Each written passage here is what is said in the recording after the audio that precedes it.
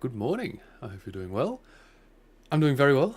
As you can probably imagine from the thumbnail of this video, things have gone fairly well this week. In what was for me a fairly surprising way. I was not really expecting the results that I got from the technique that I used, but I'm very pleasantly surprised. And yeah, I'm very excited to share with you everything that I've done over the last week. Yes, we have accurate static position control at last. We finally have the desired happy face that we've been looking for a long time, which is very exciting, very nice. But as always, there are some things I want to go through first before we get into the juicy bits. John Vino, woot, indeed. Yes, so unfortunately there's no fun tangential thought this week. I've dried up my well of fun tangential thoughts that I thought of a little while ago, so we'll probably have more in the future at some point, but for now I think I've gone through them all. But yes, anyway, we have...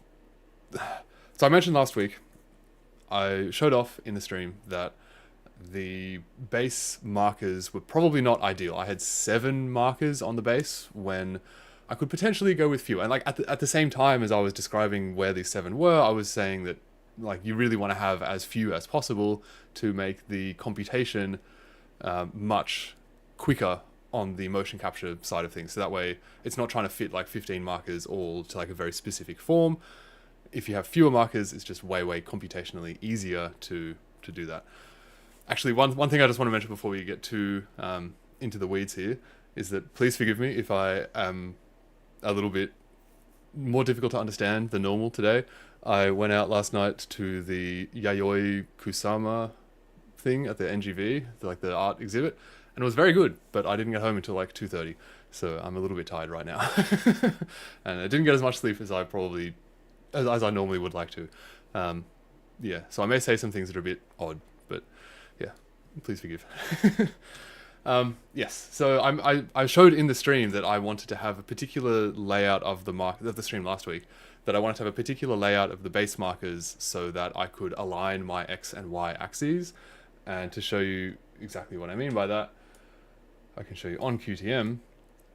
We've got 2 rigid bodies here. One is the base, which is this red part down here, and the other is the platform.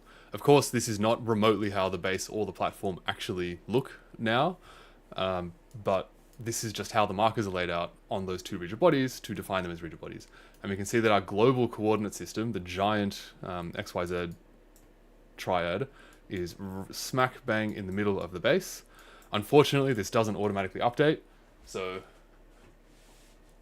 if I move the base over to the side, I have to go through a process of grabbing, or fetching rather. I have to fetch the rigid body to line it back up again, which is fine, and I just need to make sure that I visually inspect this every time. I would really like to set up a pipeline to automatically detect when the base has been shifted, and I feel like it should be possible, but everyone who I've asked who works for QTM is like, it might be possible if you're keen to like really get into the weeds, but it's not like a thing that they do normally. So I'm kind of leaving it for now and just like visually inspecting it. Maybe I'll throw like an error thing in the future where it's like if the base center is like too far away from just like 0, 0, 0, then it'll be like, hey, error, something's weird. But for now, I'm just doing it manually. But yeah, in any event, I want these coordinate systems to be lined up perfectly, or as close to as possible. And you can see the platform is arranged the same way.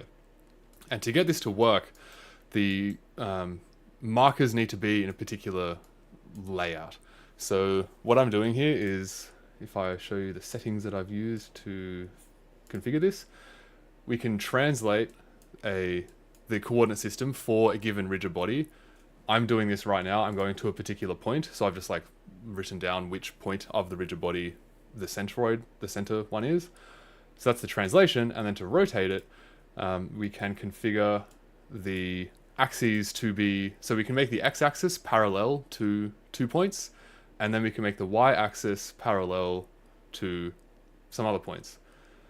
And that's what I've done here. So the x-axis for the base is parallel to these 2 points, and you can see even though they do not go through, even though they're not collinear to the x-axis, they're still parallel to it.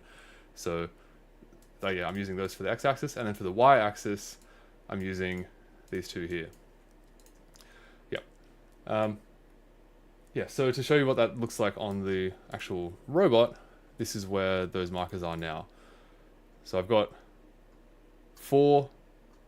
There's actually another one. I need to add another one. Let's do that real quick. We want accuracy. There we go. Yeah, so these are the markers that are on the base now. And it's possible, I'm kind of skeptical that I need this one here. I don't really know if I do, but there's definitely symmetry. If I get rid of this one, then there is definitely symmetry about, well, actually that's not true. There was symmetry, but I've changed it now so that this guy over on the right hand side is a little bit closer in. So I don't actually know if I need this one here, but I printed it off for a different purpose, and yeah, I figured I may as well. And so I might move that in the future. I'm thinking I might also just make it a bit lower so that it matches these other two little standoff things. But yeah, I've got one quick note to talk about this because it really irked me, and I don't know, I need to vent. These little standoff things, you may remember I had some trouble printing a similar sort of thing a little while ago, but these ones are basically just like a hole the whole way through, and I have taken an M6 bolt and chopped the head off, and then I've threaded that M6 bolt into here. This has an M6 thread in it, and then the other end of the M6 bolt just like gets threaded into the plastic part of this printed part, the plastic of this printed part. And then the same thing on an M4 bolt. I've chopped the head off, threaded it into here, and then the other side of that M4 bolt goes into the marker. And this works really well. It's fairly solid. It's very easy to like screw them in and unscrew them. Previously, the one that I was having trouble with is I was trying to print the M6 thread instead of using an actual bolt, because I didn't want to have to cut the bolts up, because that's kind of annoying. But the printed thread was too weak and just kept snapping, basically, because it's so thin. But annoyingly, for some reason, I have M6 bolts that are like some weird-ass thread. It's like double the size of normal M6 bolts, and I didn't realize that I was grabbing these bolts, because I'm like, oh, I've had these ones for ages, I want to get rid of these, so I'm happy to like chop them up. And then only after cutting them all, filing them all nice and smooth, putting them into these 3D printed parts, and then I was screwing it into the base, only then did I realize that it's a different thread. I'm like, oh, I've got to go back out to the garage, cut a new bolt, file it down, put it in this. So dumb. Check the threads before before cutting things. Oh, measure twice, cut once. I did not measure twice. I measured once. Set screws. That would probably work, but I don't have any.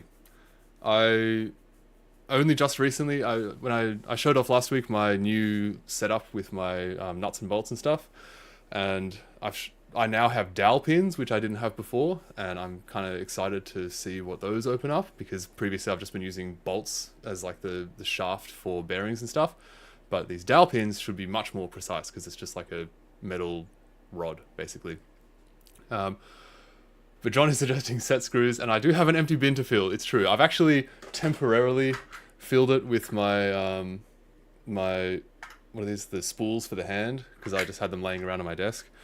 But I don't think that little one bin can hold enough set screws. I feel like I would want a whole bunch of different lengths. I actually did have a bunch of set screws in my cart, in my AliExpress cart, when I put in this big order, but the order was getting to be like a couple $100, and I'm like, I don't really need these right now, so I ditched them.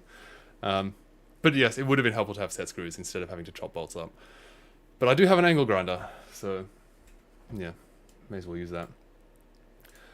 And yes, hopefully this will be the last time that I need to update the base markers. And actually, yeah, one last thing on this is that I now have very smooth, you won't be able to see this with me here, but hopefully you can see down the bottom corner here, we have very smooth 300 hertz tracking, which is the rightmost number, and then also 300 hertz streaming in real time over the network. So now any computer that's on my home network can access this this data at 300 hertz, and it is nice and smooth, and I'm a big fan. Yeah, it's very good. And yeah, I haven't changed anything about the platform layout. That has worked really nicely. Other than actually, I have changed. I'm now doing all of my calibrations with like the. It doesn't really matter. it's basically the same as it was before. And yes, buttery smooth, 300 FPS now. It's very, very nice. Okay, next thing is that last week I mentioned how despite using these, you may remember, a couple of weeks ago, for a couple of weeks, I went through a whole process of measuring the linear actuators that Jugglebot is using for its legs. And it was a very tedious process, and yes, last week I finally was able to actually apply these results of these measurements, and I still found that despite using these new measurements for like how many revolutions of the motor correspond to how many millimeters travel of each individual linear actuator, as well as how long is each individual actuator when it has been homed. I used both of these measurements to update my like virtual model of Jugglebot, and I still found that the platform is not moving to where we wanted it to, and in a weird way, in particular for the Z-axis, it was constantly like 25 to 30 millimeters. I think it was just over 30 millimeters above where I was commanding it to go to. And at the time I thought, this is kind of weird, because like the leg lengths that I was using before, in like when they're in their shortest position after they've been homed, that length was about 30 millimeters longer than all of my individual measurements for how long each leg is after it's been homed. I thought, this is weird that it's kind of the same number in both cases. Like, I've shortened the legs by about 30 millimeters, and now the platform is moving 30 millimeters below where I'm commanding it to move to. It's like, this is surely related. And I'm fairly sure it is. Well, I'm like almost certain that it is, but I've only found a partial source of this discrepancy. And this is that I stupidly forgot to include the constants that were in my measuring apparatus when I took those measurements. So, to show you what I mean by this, this was my measuring apparatus, and let's make this a bit bigger. And the way that this worked is, there's also a link in the description for this if you want to check it out in more detail. But the way that this worked, actually I'll go to the flexi one first. I put the leg in, and then this is a linear scale. So as this slides around, I can measure its linear position with fairly good accuracy. And yeah, so what I did is I would bump this measuring tool right up to this ball joint, and then zero the scale, then slide it all the way out, lock the leg in, and then do my measurements. And then just to confirm that everything should have worked fine, at the very end, I would bump this back in to zero it out. And the purpose of making the zero measurement with reference to this ball is that I can then, all of my measurements that I take when the leg is moving around is like the actual length of the linear actuator from this ball joint up to the pin up here, which is exactly the length that is important for Jugglebot. So like if we look at full Jugglebot, once we reconnect, also there's a link in the description for Jugglebot if you want to check it out as well, for this model. And yeah, that length is the length that's important. So from here up to this pin, that's the length that we care about. And I figured, yep, cool, great. That gives me that measurement directly. It's very nice. However, it doesn't actually give that measurement directly, because where this pin, if you notice where this pin sits in this sliding part, is actually in this hole. So I don't actually want the measurement to this face. Instead, I want the measurement to this hole. And same thing with the ball joint. I don't care about the position of the radius of this ball. I care about the position of the center of the ball. So when this touches, the center of the ball and the pin are actually 25 millimeters apart, because the ball is 12.5 millimeters diameter, and I believe this is 10 center distance, or 13, sorry. Yeah, the whole thing is 25.5 millimeters apart. And I did not include that in my measurements before, so all of my like shortest lengths of the actuators after they've been homed were correct, without having then added 25 millimeters, which would have made it actually correct. Yeah, which is very close to that 30 that I just mentioned, which is how much we were off by. However, that is evidently not the full explanation for things, because despite updating this to the actual correct lengths, finally, it's still about 8 millimeters off in the Z direction. And I don't know where this is coming from. It's, yeah, very odd. So with all of these measurements correct, I'll command the platform to go to like 180 millimeters in the Z from like its lowest position, but it will actually be at like 188. It'll be a little bit higher than where I've commanded it to go to. And yeah, no idea where that's coming from. I'm almost certain it's not from my measurements. I'm like fairly sure the measurements are good now. They're actually very similar. The leg lengths after they've been homed are very close to, they're within like a couple millimeters of the theoretical lengths, but definitely not 8. And yeah, so I don't know where this is coming from.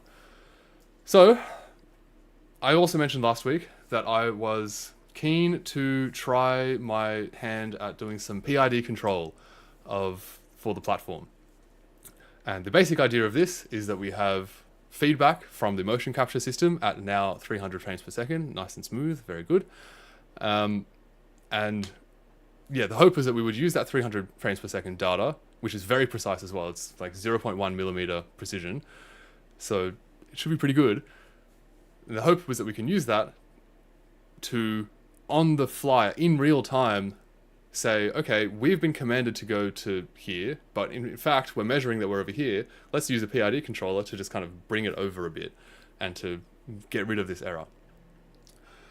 And I didn't spend too much time on this, and I don't have a video of Jugglebot when I was doing this, but I do have the recording of when I was moving around. And you can see this is a little bit chaotic.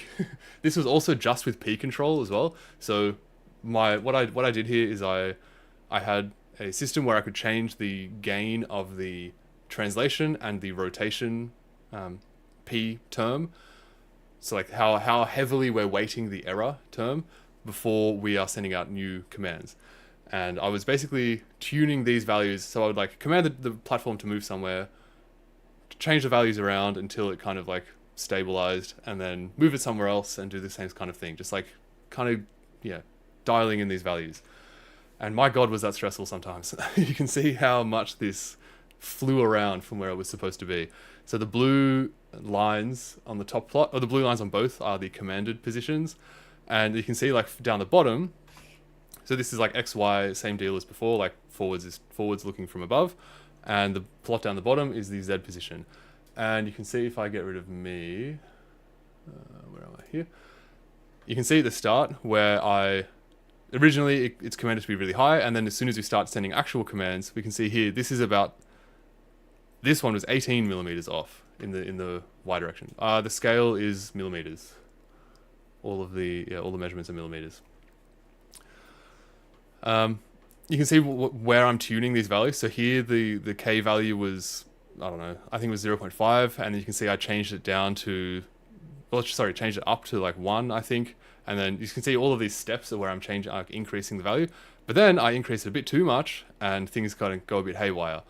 And you can see as I slowly pan through this, there's a little red dot on the top one. Currently it's here. And this will be very hard to see on mobile, sorry. But you can see as I pan through this, the robot was just kind of going crazy. And I was not loving this. It was a bit stressful having the robot just like all over the place. And you can see at one point, like it goes like 67 millimeters away from where it's supposed to be. Like it was really moving pretty far. It was very spicy. Yes. But I was not deterred. I fairly quickly got that gain value down quite a bit until it was stable again, and then I tried moving it around to different poses and tried changing like the rotation gain. And yeah, long story short, I am not a massive fan of this, and I think I'm gonna hold off on doing this for now. While I was doing this, I was I couldn't help but realize that by adding this PID layer onto the whole system, it's meaning that there's a lot of gains now to tune. If I do have that like PID system set up for the platform, that means that I'm going to have a PID loop for the whole robot, as well as PID loops for each individual leg. So if I want to kind of like get more performance out of the robot and get it to be dialed in a bit more, I don't really know how that, like, I don't have enough experience with tuning these control loops to know where I would need to start on that, because there's like the low level gains of like each individual actuator and then the high level gains of the platform, and both of these are going to affect how the whole robot moves around. And by having both sets of gains, it's like I can increase one and decrease the other, and maybe they would kind of cancel out, or maybe they would add to like some kind of chaotic system. And it feels like it's going to be stable in the situations where I test it, but potentially not stable otherwise. And I really don't want it moving around the way that it was moving around when I'm not like very paying attention to it. And yeah, especially like if it's like out to the side in like a very extreme pose, I don't want it to all of a sudden kind of freak out and lose its position. So yeah, wasn't a huge fan of that. It kind of freaked me out a little bit. Did not like. So that said, this was only with PID Control. And actually, one important thing before I move on is that you'll notice even after changing these gains around, so if I get rid of me again, even after tuning these gains, you could see that I could never get it to have zero error in the Z axis. You can see the closest that I got, this is, the red is, well, the commanded pose, the commanded height is 100 millimeters, and it's actually, the closest I could get was 105.5, 106-ish. And as soon as I tried to increase the translation gain even higher, that's when we got this crazy oscillation and it was going all over the place. So I found that kind of odd. I would have expected that this, I don't really understand how this like permanent offset can be there with a P controller, because that is an error that should be like feeding into bringing the platform down. So I don't really understand how that works. And if anyone does, I would love to know. But in any event, this was not able to get the platform to where we wanted it to go. So I was thinking, okay, this is just a P controller, so maybe I can add other elements of the PID to take out this kind of like steady state error. And I started looking into adding like an integral loop, or yeah, like integral component to this loop. And yeah, I started looking into that and I was like, I don't really love how this is going. It seems a bit kind of sketchy. And I remembered that John had, two people actually suggested this, to, instead of having a feedback approach where we are looking in real time at where we have been commanded and where we've measured, and then trying to offset that in real time, perhaps instead of doing that, we can do all of this in a feed forward approach where we have a calibration run where we get the platform to move to like a heap of like a grid, like essentially just like a canvas, like a whole area, and then offline, like before, when the robot's not running, we can calculate the errors between all of these poses. So we have like a measured, like we wanted on this grid, we wanted to go here, and instead we measured that we're over here. We can use this grid to inform all of our future moves, to basically say, okay, right now we're being commanded to move near this point that we measured on our grid, and when we measured that grid, we had this much error. If we just subtract that error from where we're being commanded to go to, maybe we will actually go to where we're supposed to go. And I was very skeptical that this would work, to be honest. I don't really know why, in hindsight. It just feels like it would be slow, or I don't know. One concern that I had before going into this is that I don't know how this would work with all of the orientations, because sampling the whole, like a reasonable space of positions is easy enough. Like I can just do like 100 positions in a grid, but as soon as we start to include the orientations, that adds a lot of points. It adds a lot of poses to the mix. Like if we want the platform to be able to compensate for errors along a plane of positions and rotations at each of those points, that's going to add a lot of points, a lot of poses to like sample from when we're trying to find how big of our error, like what error we should use. So I was a little bit skeptical that this would work, but I figured like, two people are suggesting this now, and my PID approach isn't really like making much progress, so I'll just give it a go and see what happens. I wasn't really expecting much, but it actually works extremely well and led to the results that you saw in the thumbnail. So the process that I used here was that I recorded the platform moving to a 2D plane or 2D grid that was 180 by 180 millimeters. That's actually not true. It was 360 by 360. It's 180 like out from the center. So it's actually 360 by 360. And there are 10 points in each, like 10 in the X, 10 in the Y. So it's 100 points in total. And I'll show you what this looks like in a sec as well. So we've recorded this grid, and that recording has the measured pose and the commanded pose for each of these, for each of these points on the grid. That is saved as a CSV, and now I think this can be improved. I think what I'm about to explain can definitely be improved, and I'll talk about that in a sec. But what I'm doing right now is, in real time, as a commanded pose comes in, so like the robot's moving around, we are able to control it. When we get a commanded pose, we find the nearest pose that was in the grid, calculate the error for that pose in the grid, like this. So we have the position error is just the commanded minus the measured, and all of this is based on the grid data. So we figure out the position error of the grid data, we figure out the error of the orientation, which, by the way, I mentioned last week, you can't just subtract quaternions from each other, but you can multiply them. If you multiply a quaternion by some other quaternion's conjugate, or like inverse, then that's the same thing as adding them together. It's just a weird quaternion thing. So we figure out the angle error, we then figure out we basically subtract the error from the commanded pose, or add it, whatever the case may be. In this case, I think, we're adding it.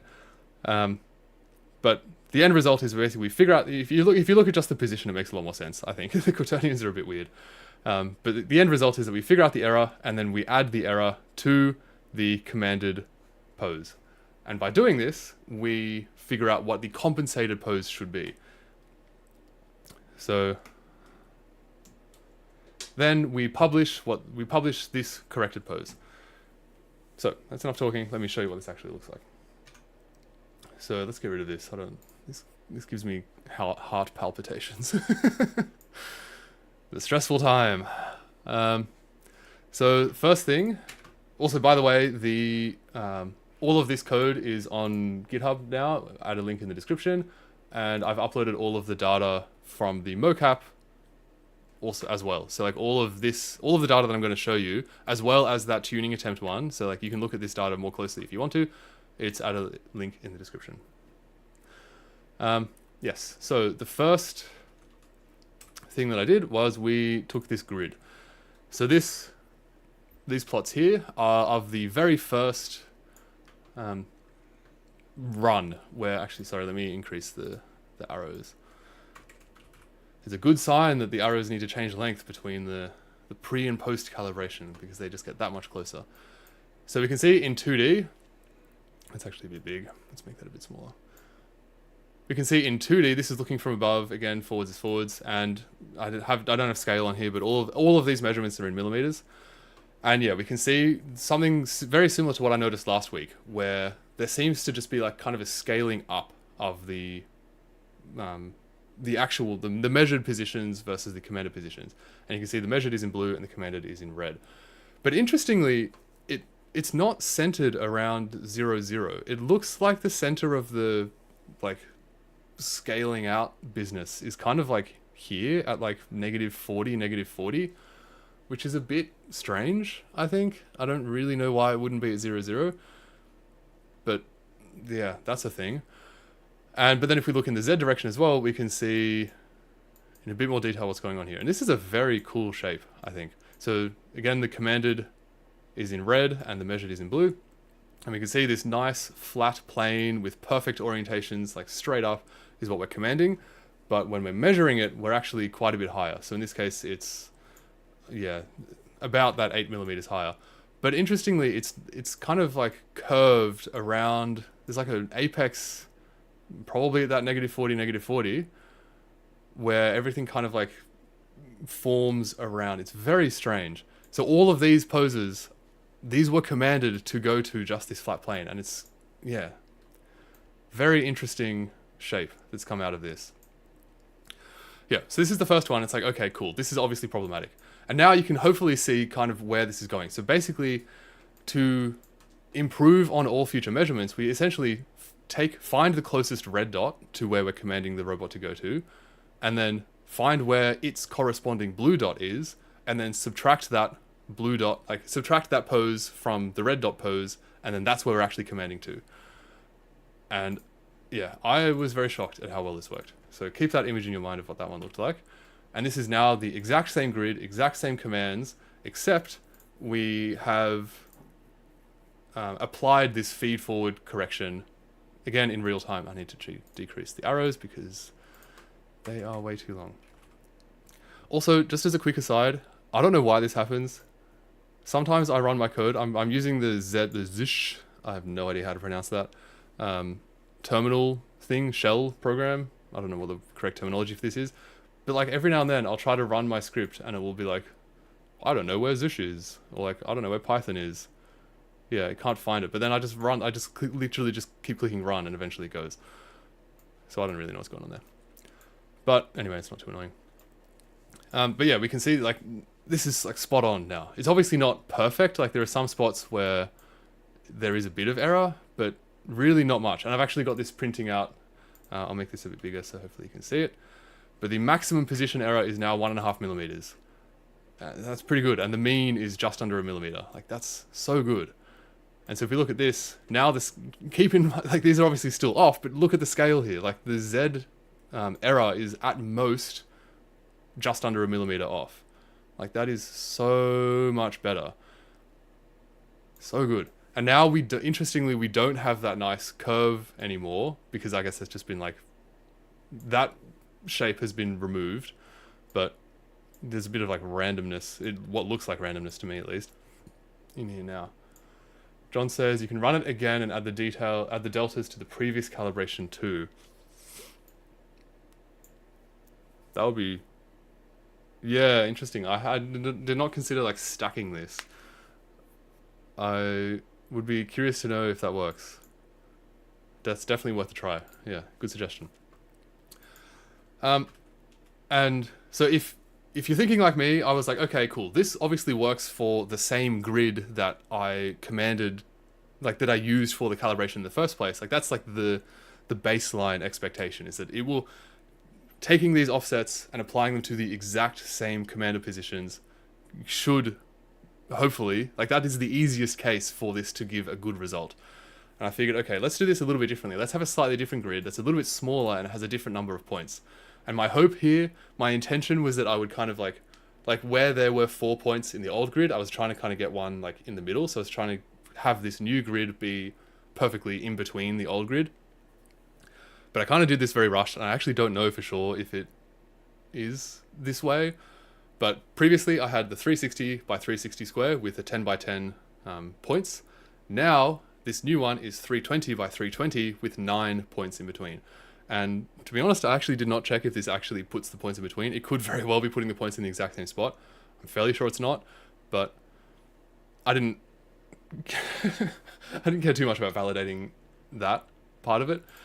But the result is also good. So this is with a different grid, different points to what we had before. And we can see it has still worked. So all of these points are fairly close together. This time we have a slightly larger error. So it does show that having our commanded, like having the points in the calibration grid be very close to the points we're actually commanding it to is very good. And if, yeah, having like a high resolution grid is a very good idea.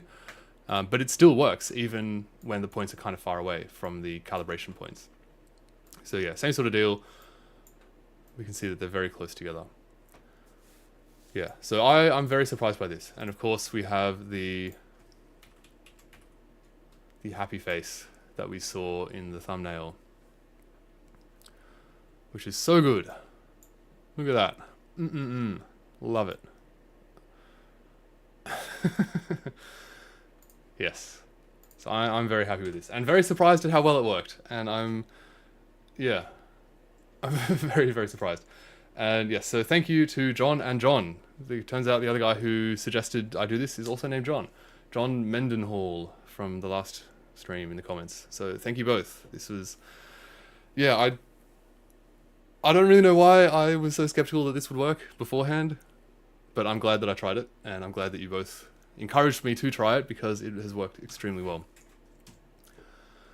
Okay, so a big question here is, because this is kind of being run in real time, sort of, parts of it are being run in real time, a big question that I had at least is, how long does this take to calculate that error, to like go through this process that I've described here?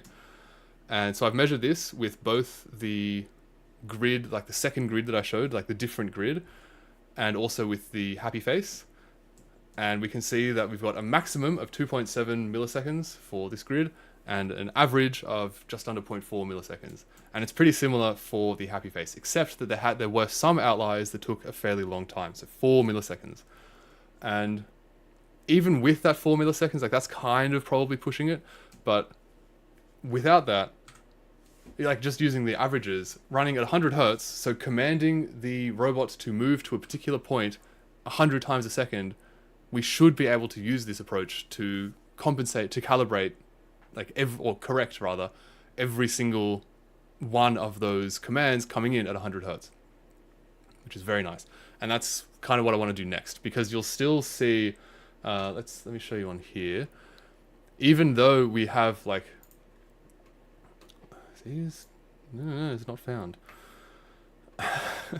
Even though we see here, like, we have this very nice smiley face, and like, this is great, but this is measuring statically. So the process here is that I'm getting the platform to move to the commanded position, and then wait until all of the actuators are not moving. So like, I'm like constantly monitoring the velocity of the actuators, because that's something that's measured directly by the O drives.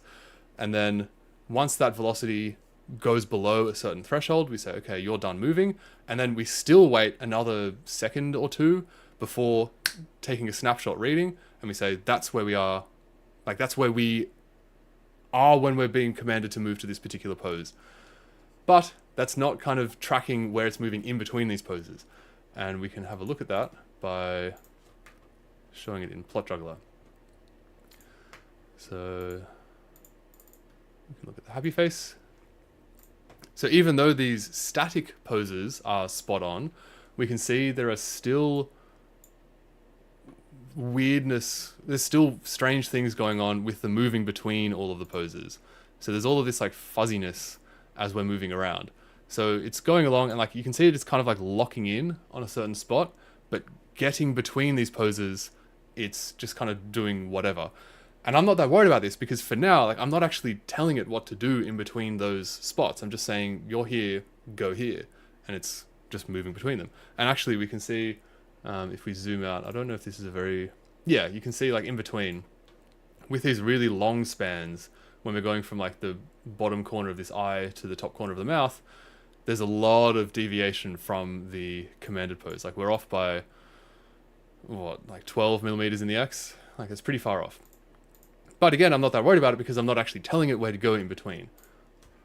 But if I do, it should be a lot more in line with where we want the robot to go.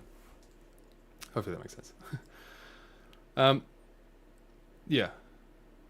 Yep. So you might be wondering, how does this work and how I've set this up?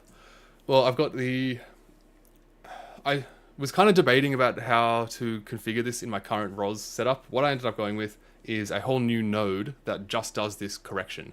So this pose correction node, it receives the platform pose topic, which is the commanded pose. And right now, all of these, like, so when I've got the smiley face, like I've got this big list of poses to command the robot to go to, those commands now go through the correction node. My intention here with this code right now, it has all of the PID stuff that I was using when I was trying that, as well as the feed forward compensation stuff. So there's kind of like two things going on in there, and like you can choose in this script, you can pick which method you want to use. But then whichever one you've chosen, this then does whatever correction it wants to do to the incoming poses, and then publishes this to the corrected platform pose topic. We also have this class that handles the feed-forward correction for the given input pose. So this class does these calculations in here. That's where this code comes from. Yes, just if you're interested in checking out how I've done this, then yeah, that's how this is laid out for now. I will probably get rid of all of the PID stuff and have the pose correction node. Maybe I can merge these two, to be honest, because there won't be that much code in either of them once I get rid of the PID stuff. But yeah, for now, this is how it's set up. Okay, so what are some possible improvements? Obviously, like, this is good, but it's not perfect yet. And I think it can be done a bit better. So one glaring issue, as soon as I started writing out this whole process, it's like, well, hang on, we're recording this grid and we're just saving that in a CSV, and then every single time we get a new commanded pose, we're referencing this grid, calculating some value which is going to be the same for each of those points every single time we're commanded to go to a particular point on this grid. That error is the same. There's no need to calculate that every single time. So this is a bit of a silly way to do it. Like this part, step 2 here, I could do before step 1 and then just put that in the CSV. So let me skip ahead. Yes, so I could potentially calculate all of the errors for the entire grid when I initialize the node, or probably even better yet is just to do it in the CSV. So the CSV is just a big collection of like index points. So it's like, this is the commanded pose, XYZ, and then the orientation. And then next to that will be the error of that, like the compensation that we need to apply when we're being commanded to go to that point in order to actually go to that point. And then we just need to look up the error. So there'll be no calculations involved at all. We're just finding something and then picking that out. John says, computers love doing algebra. You can do an interpolation of the calibration points in real time. I'm glad you mentioned that, because that is... You've skipped ahead, though. You've gone ahead by 2. Yes, so what I'm doing right now is, let's say I have my calibration grid points like this. If I am being commanded to go to, if the platform is being commanded to go to like here, right now we're just grabbing the nearest pose from the grid and applying that pose's error to our commanded pose, which is obviously not going to be quite right, because we saw in that map, in that diagram showing of like how the errors change throughout that grid, that one point is not going to be the same as the point next to it. And so having this little delta in here is going to increase our error overall. So what John is suggesting here, and what I'm thinking we might be able to do, is to, anytime I don't know exactly, like the naive approach here I think would be to take the nearest 4 points and then do like a weighted average of like how far away is our commanded pose to each of these 4 points, and then weight all of the error from those 4 points according to how close we are to them, and then we should be able to essentially interpolate the error for our particular pose. And yeah, that seems like a viable approach, but it would necessarily add computation time. I don't know how much though, so it could be completely fine. And as John said, computers do love doing algebra, so it could be like a negligible time, and I think that the increase in performance could potentially be worth it. It's definitely worth exploring. However, similarly to this, we could also try just adding more grid points. So rather than having these 4 points spread out as far as they are, if I added like 10 times as many grid points, so right now I've got 100, if I have 1,000 grid points instead, then my grid is going to be such a fine resolution that any commanded pose is going to be very close to a calibration pose. So we may not even need to do this interpolation at all, because we're just so close to a calibration pose wherever we go. Of course, assuming that we stay on this plane, which I am keen to have the platform stay on a plane for now during normal juggling. Only the hand is going to be doing the Z movements.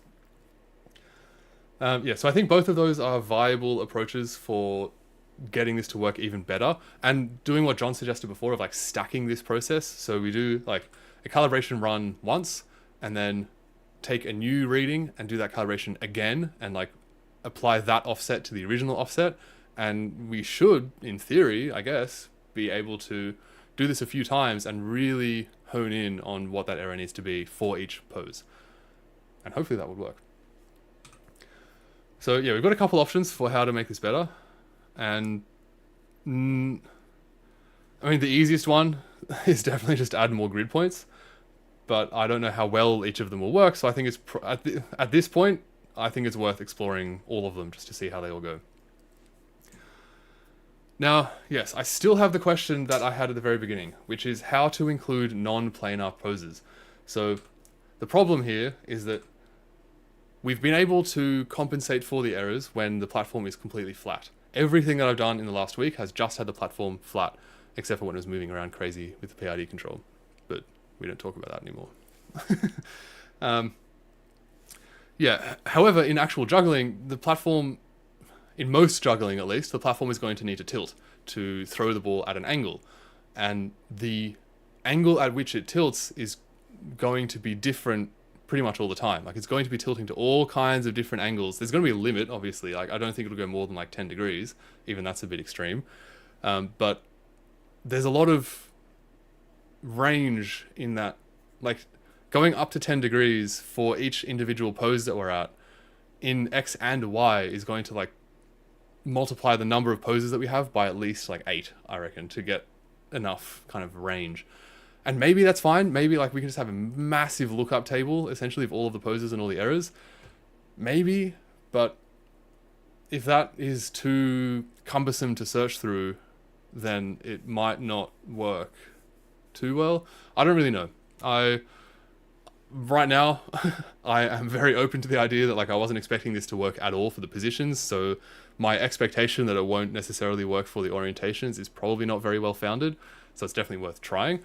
But yeah, so that's where I'm at right now. I'll probably give it a go with different orientations and just see how well it helps. But again, I'm skeptical, but I've definitely been wrong before. John is suggesting fewer grid points with more interpolation. That's interesting. Why? Why would that be better? Like, lookup is, like, I would have thought that lookup would be faster than interpolation. But maybe, like, okay, so if we need to interpolate anyway, then adding the more comprehensive lookup would add more computation time that you don't need if you're going to be doing the interpolation anyway. I don't know. I'll try both and see how it goes. And yes, of course, we also need to try dynamic correction. So having the platform controlled in real time to actually follow a path rather than just going over here, pausing, over here, pausing, over here, pausing. Ultimately, we really want it to be able to follow a trajectory through space, or at least like along this plane, and have it stick to that path the whole time. And then, of course, the next step will be how fast can we push this? How quickly can we have it follow a path and have it actually stay on that path? And then from there, that's a big step. If we can get the robot to actually move along a path in real time and actually stay on that path and actually be where it should be, that's pretty big. That's a very, very, very big step to getting this to work. And I have high hopes. After seeing how well this grid thing works, it's like, just do this 100 times a second and like discretize all of the paths into like 100 millisecond or 10 millisecond chunks. Should work. Maybe. We'll see. John says, especially when you add tilting, the interpolation would be good and the corrections are likely pretty smooth. I'm not sure what you mean by that.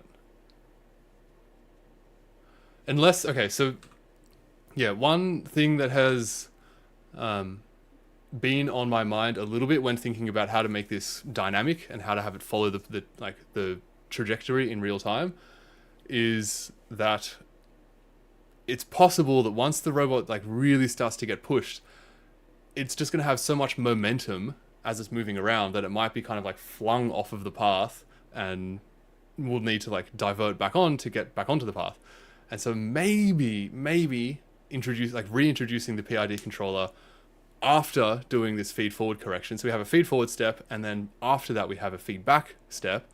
Maybe that would work well, but as John's suggesting, the corrections are likely pretty smooth, which would mean that we shouldn't really have like any jagged, like any like step changes in where we're commanding the platform to go to. So it should hopefully track fairly well. We'll see. Yes, of course, this whole process has not been without some strange things happening. There always are some strange things. One of them is that on my pose correction node, I'd be like editing the code in VS Code, and then as soon as I launch the ROS2 session, this has happened twice out of probably like 15 runs, the VS Code window freezes, which is very weird because like launching the ROS2 session is done in like a shell terminal. It should have nothing to do with the VS Code window, and like the VS Code window is fine. Like it's like super responsive. It's as normal while I'm in it, and then as soon as I launched the ROS2 session in the shell, the VS Code window shut. Which is like, why is that even related at all? Very weird. That's only been happening now since I've added this post correction node. I don't really know what's going on there. And I've also, I don't know if achieved is the right word, but had just once a low memory warning from the Jetson. This is like something that came down from above, and it was like, you're running out of memory. But then when I clicked on it I wanted to like get a bit of a bigger readout, it just like went onto one of the terminals. So maybe I should be monitoring like my JTOP thing, which is, I don't know, it's been a little while since I've used this, but let's see if I think you can just do JTOP. Yeah, you can have a look at this, and this gives you like stats on how the Jetson's going. And like, yeah, maybe it's worth me having this open and kind of just like seeing how the performance is going. Because it was a memory thing. Yeah, okay. I don't even have much free right now. All right, I need to see what's taking up my memory, I guess. All right, well, that's a thing. Yeah, so that wasn't great getting that. I was a little bit concerned about that. And actually, interestingly, I had the timer going of like, at the time I didn't have it like, I had the thing that was like counting measuring how long this feed forward approach took. Like that, it was like 4 milliseconds max in my measurements that I showed before. But when this low memory warning came up, those calculations were going up to like 6 milliseconds, like 6. I think there were like a couple at 6, maybe one was at 7, but they were a lot slower. But then after like 2 or 3 seconds, it went right back down again to like 0.3 milliseconds. So yeah, I think I need to look at my optimization of the Jetson a little bit, potentially. On the tilting and interpolation, John says, spatially there isn't very high frequency errors, linear interpolation fitting to a fairly smooth throughout the volume. Yeah, okay. Yep. Yeah, yep. I think I get you. Yes, it should lead to very nice good control, hopefully. And yes, there will be no stream next week. So the next one will be on April 2nd. And this is basically just because in Australia, at least, we have lots of public holidays for Easter and around. So I'm not going to be able to do as much as I normally am. So I figure I'll enjoy the break and yeah, wait until the week following. And yeah, hopefully we'll have very exciting results. Even more exciting than now. If we can get it to dynamically move around, I don't know, how can I like show the dynamic accuracy in a thumbnail? Got to think about that. Maybe I'm planning too far ahead, but yeah, I have high hopes. I am very happy with how this is all coming along. It's getting there. Finally. Progress. Cool. All right. Well, that's pretty much everything. There's one other thing that I wanted to just follow up on my... What is that doing? That is not where I wanted that to go. All right, just give me a sec. Following up on something from last week on my Bamboo printer, I noted last week that it was extremely wobbly and kind of like shaking around so much as I was using it. But let's not look at the back of my head. Let's look over here. What are you doing, camera? It's trying to track me. Alright. Hopefully... Alright, that's not working. Sorry about that. I added the brackets onto the wall, and now the table is like solid. I'm still surprised at how much the printer itself shakes around. It's a very wobbly printer, so you really, if you're gonna get the Bamboo HDD, you really want to put it on something solid. But I haven't ripped anything out of the wall yet, and it's pretty locked in there, so fingers crossed it stays that way. Yeah, cool. Alright. I hope you found that interesting, and yeah, hope you found it exciting as I have. I'm very, very keen to see how this is going. We're getting there. Slowly. Day by day, week by week. We'll be juggling balls soon, hopefully. Alright, cool. Well, yes, as I said, hope you found this interesting, and good luck with everything you're doing until I see you again in 2 weeks' time. Till then, have a good one.